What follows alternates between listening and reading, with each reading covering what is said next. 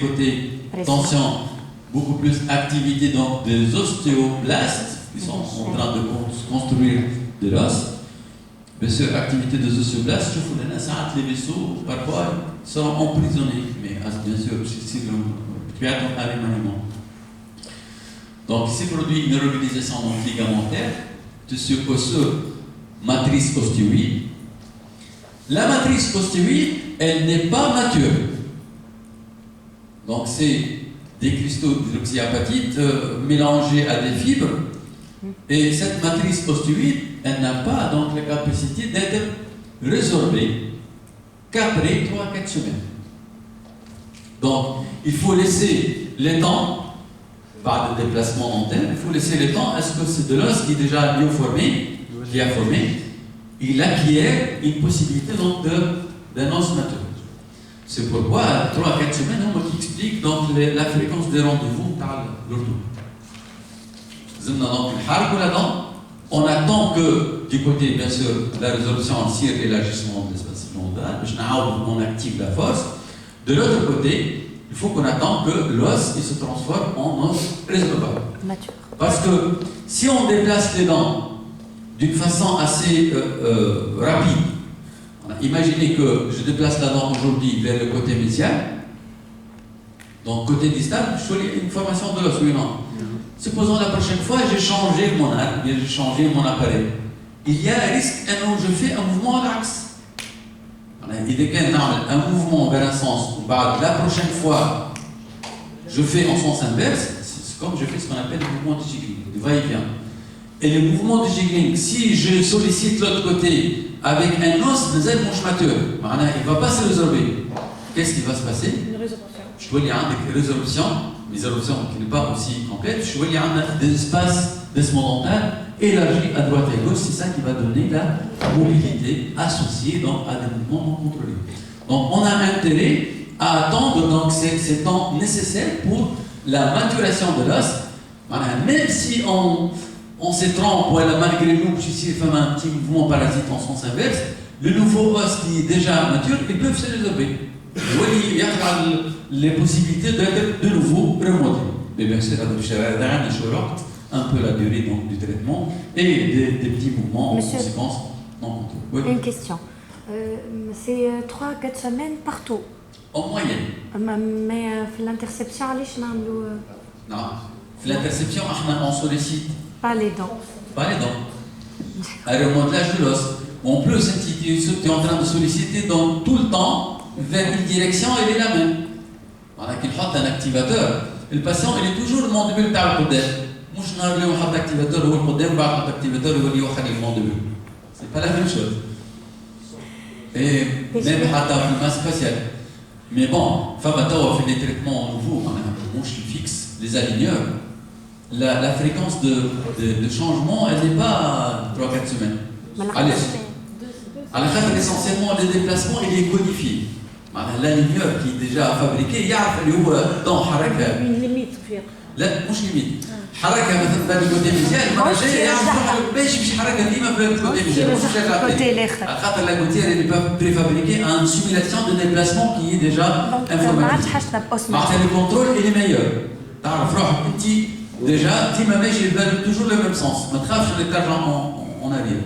Donc c'est ça qui donne la possibilité aux aligneurs le remplacement de la fréquence APA. Donc, du côté de l'endos, qu'est-ce qu'on aura?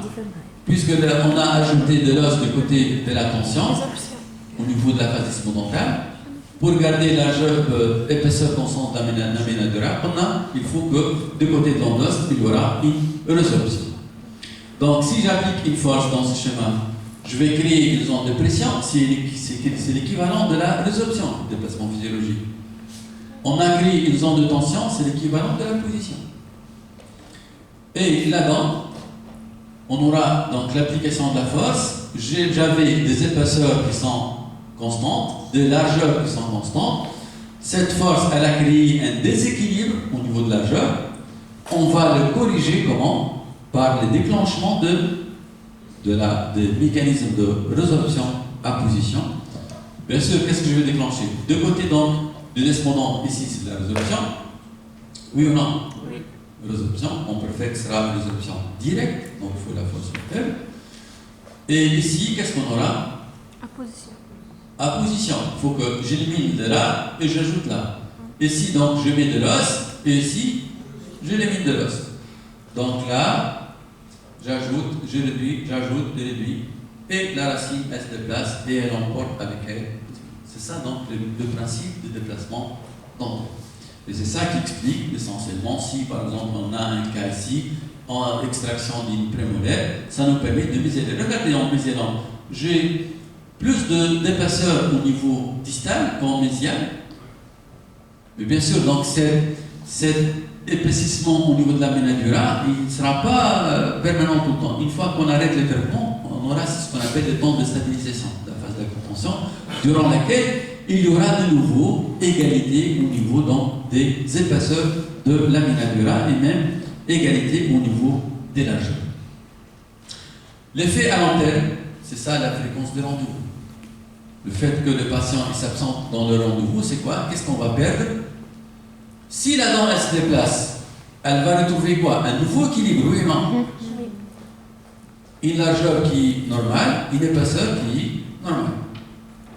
Il n'y a pas une réactivation de l'appareil, il n'y a pas une nouvelle force. Qu'est-ce qui se passe?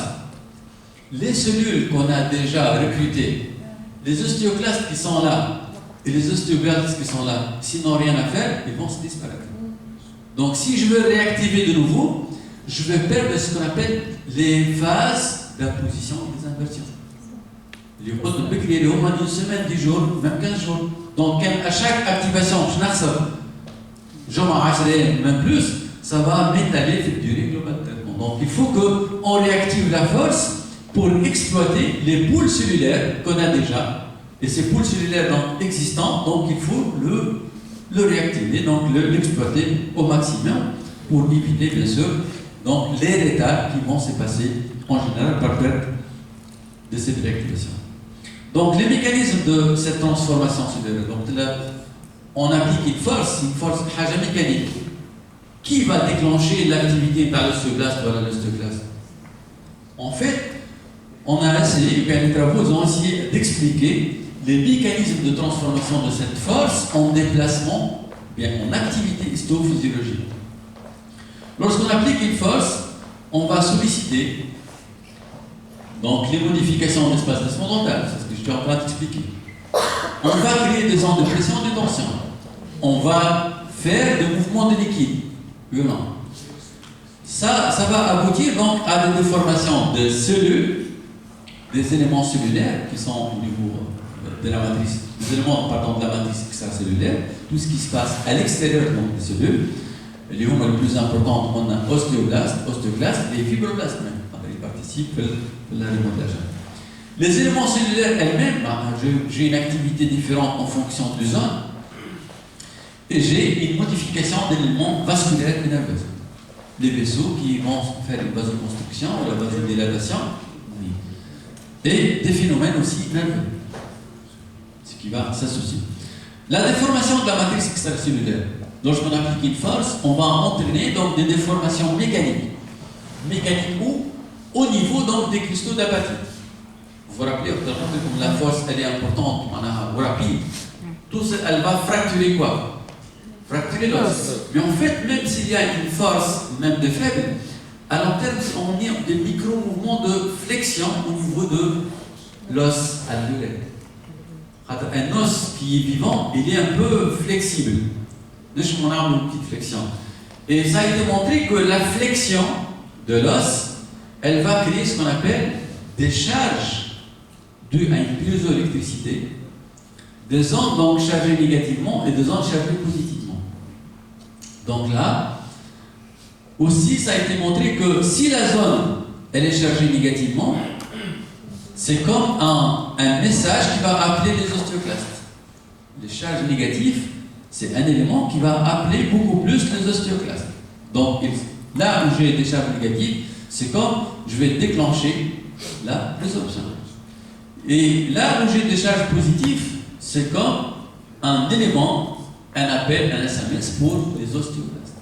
Donc là, la notion de la piezoélectricité, ça va créer des ondes de charges négatives, charges positives, Et c'est ça qui va activer beaucoup plus les résorptions dans les charges négatives et la position dans les charges positives. La déformation donc des cellules. Les canaux, donc la membrane cellulaire de chaque type donc, de cellules qui intervient au niveau du modelage, elles sont ce qu'on appelle des membranes mécanosensibles. Le fait que je comprime d'un côté et que les cellules qui existent, donc ça va déformer ce qu'on appelle les cytosquelettes. Le fait que le cytosquelette sera déformé, il va ouvrir des canaux, des trous de perméabilité pour accepter maintenant tel ou tel ion, ou bien faire échanger un ion extérieur. Donc la mécanosensibilité, elle va faire ouvrir deux fenêtres, voilà, des portes entre la membrane cellulaire, entre l'élément, le contenu intra et extra-cellulaire. Donc ces modifications, elles sont, bien, ces perméabilités de membrane selon la mécanosensibilité, donc elles peuvent se présenter différemment au niveau donc, des ostéoclastes, ostéoblastes et fibroblastes. Bien sûr, je ne rentre pas dans les détails, mais juste j'explique les phénomènes en général suite à l'application de force. Donc, qu'est-ce qui se passe? La déformation des éléments vasculo-nerveux, donc c'est lorsque vous savez que les dents nocellulaires étant innervées par des fibres nerveuses du nerf 5, qui sont des natures myéliques et amyloïdiques, donc ils ont une action de vasomotricité. Et aussi, ils ont une action sur la nociception, la notion de la douleur. Donc, le fait que j'ai un déclenchement des phénomènes d'apposition et de résorption, le fait que j'ai des ondes de pression et des ondes de tension, là où j'ai une vasoconstriction, il y a la naissance de la notion de douleur. C'est pourquoi, à chaque fois qu'on déplace les dents, on a la sensation d'une douleur, d'une tension. Donc, cette notion de douleur, elle est due en grande partie aux réactions ou bien aux impulsions nerveuses ou bien nociceptives qui sont associées au phénomène de vasoconstriction et vasodilatation. Et aussi donc la libération, ce qu'on appelle des neuropeptides. Les neuropeptides ont partie donc des prostaglandines. Ils sont au niveau donc des sites de résorption et c'est ça qui donne la notion donc des déplacements dentaire comme étant on incite en inflammation. C'est le déclenchement donc, des médiateurs de l'inflammation, les leucocytes et les macrophages qui sont associés. Donc, du fait, si je suis en inflammation, on fait le maximum à ce que cet espace d'espace dentaire ne soit pas envahi par des microbes. Sinon, je vais déclencher une infection. Donc là où je suis en train de déplacer ma dent, il faut que mon parodonte soit sain, bien assis. Pas que je déplace une dent sur un parodonte en maladie. Sinon, donc, cette réaction inflammatoire, ça va générer une infection qui, la résultante, ce sera beaucoup plus une résorption osseuse que d'apposition. Je ne peux pas donc faire le remontage. Donc, si j'applique une force, j'aurai donc sur 3 niveaux un déplacement dentaire des mouvements liquidiens. Ça va s'expliquer par des déformations de la matrice extracellulaire, la notion de charge négative et charge positive. Ces charges négatives et positives peuvent inciter d'une façon différentielle les ostéoclastes et les osteoblastes et aussi donc les fibroblastes. Donc il y a des médiateurs que jusqu'à maintenant on ne connaît pas. On connaît la résultante, mais on ne connaît pas comment ça se passe. Au niveau de charge positive et charge négative. La déformation des cellules avec une modification de perméabilité membranaire, le potentiel membranaire qui sera différent du côté de la position et du côté de la résorption. Les ostéoblastes, elles ouvrent les canaux pour recevoir le calcium et les ostéoclastes, ils vont ouvrir d'autres types de canaux. La libération des enzymes. Effet donc des déformations des structures vasculo-nerveuses, ça va induire une libération, ce qu'on appelle des neurotransmetteurs, une vasodilatation, lorsque je parle de vasodilatation, soit élargissement, soit aussi constriction. Donc, les mécanismes nerveux qui sont associés donc dans ces stades-là à la sensation de la douleur et la modification donc de système extracellulaire et l'apparition de l'inflammation, à la fois les leucocytes qui vont libérer, synthétiser et libérer donc les prostaglandines. Et la prostaglandine, elle va agir différemment sur les cellules osseuses et les cellules fibroblastiques. la prostaglandine, elle va déclencher beaucoup plus l'effet sur la résolution, donc elle a beaucoup plus un effet sur les ostéoclastes. Elle a un effet sur les ostéoclastes, mais aussi elle peut informer ou bien stopper aussi l'action des ostéoclastes. Elle incite certaines cellules, mais aussi elle a une information qu'elle peut le passer pour les cellules ostéoblastiques et cellules fibroblastiques. Donc, de tout ça, regardez donc cette force, elle passe par différentes voies. En finalité, ils vont agir donc sur les cellules, et ces cellules-là qui sont les médias, qui sont essentiellement les intervenants dans tous les remodelages osseux qui va se passer au niveau des spinaux. Donc, ces remodelages osseux, donc en fonction de la concentration de calcium, ce qu'on appelle l'AMPCI, soit en augmentation ou bien en réduction, qui vont permettre donc la résorption et la reconstruction de l'os sous une autre forme. Remodeler, donc c'est reconstruire autrement. Quelle sera la force idéale? On a parlé d'une force faible. Quelle sera donc la force idéale du point de vue histophysiologique ou bien histologique? Selon les travaux de Letton, il faut que la force elle sera faible et contenue. Faible pour ne pas induire une résorption directe, contenue pour que tout le temps j'ai un mouvement, une activité donc de ces pôles cellulaires ostéoclastiques et ostéoblastiques. Pour profit, il parle essentiellement de ce qu'on appelle la force optimale ou bien la pression optimale, ça veut dire l'intensité de la force par rapport à l'unité de surface. Si je vais appliquer une force, même pour moi elle est faible, mais je vais l'appliquer sur une surface osseuse très réduite, ça va créer une pression énorme. Et nous, on est en train de raisonner côté pression, côté tension. Donc le terme de force, il est insuffisant si on ne regarde pas en parallèle donc la surface osseuse, bien la surface articulaire sur laquelle on est en train d'appliquer.